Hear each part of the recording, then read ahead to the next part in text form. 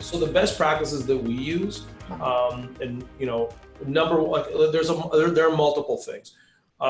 Data analysis is one thing. So we create thumbnails all the time, and we go through these thumbnails and we look at CTR, which is the click-through rate, which is the percentage of people who see it versus the people who click on it, and that comes out as a percentage. So we kind of we find out which thumbnails index higher than others, and we study the elements of the higher CTR thumbnails, and we try to mimic those elements moving forward. So it's an iteration process. But even prior to doing that, before you have this library of content, and if you want to know where to start, a really good way to do it is, let's say you're putting out a video about renovating a $50 million home as an example, and you want to put that out, and you would then go to YouTube and look up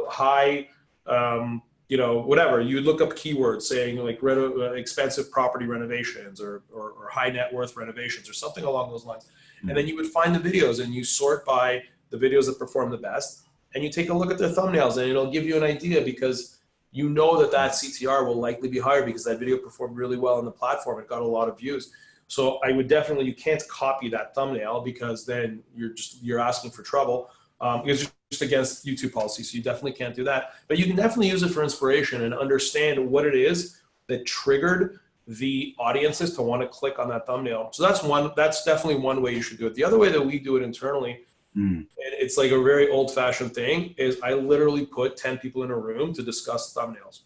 So everybody with a difference of opinion. So I like to put in people who, one of two things, or both. They're either the target demographic of who I'm trying to get into this piece of content, or they work with the target demographic and they understand what the hot buttons are, what the mentality is of that person who we're trying to get to consume that content. So those are the people that I want to speak with. So at this point, I literally put 10 of them in a room and we discuss it, and we say, okay, so this is what the video is about. It's about, let's say, for the example that you gave about that last video of me and my wife, who, I mean, at this point, you mentioned it was at 14,000 views, and since we started talking, it's now at 17,000 views. That's incredible. Yeah, but I'm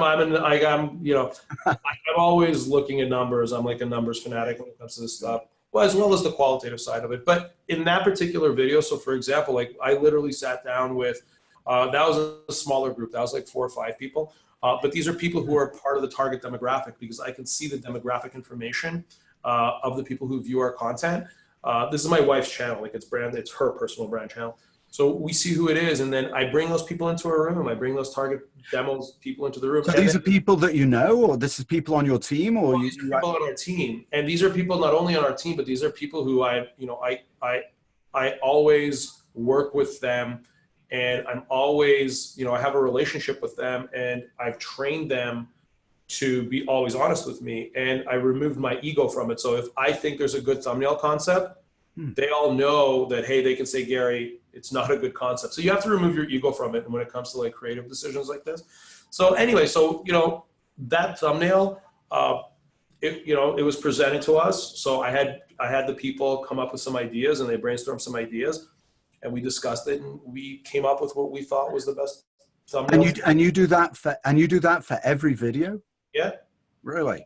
And then not only do we do that for every video, but once we launch a video and we see that the click-through rate is low, we'll actually go back in a week, recreate the thumbnail based on what we think will work, and then we'll replace it, and then we'll repost. We won't repost the video, but you can promote the video on the community tab on YouTube. So we'll drive some more traffic to it, and then we'll see if it made a change.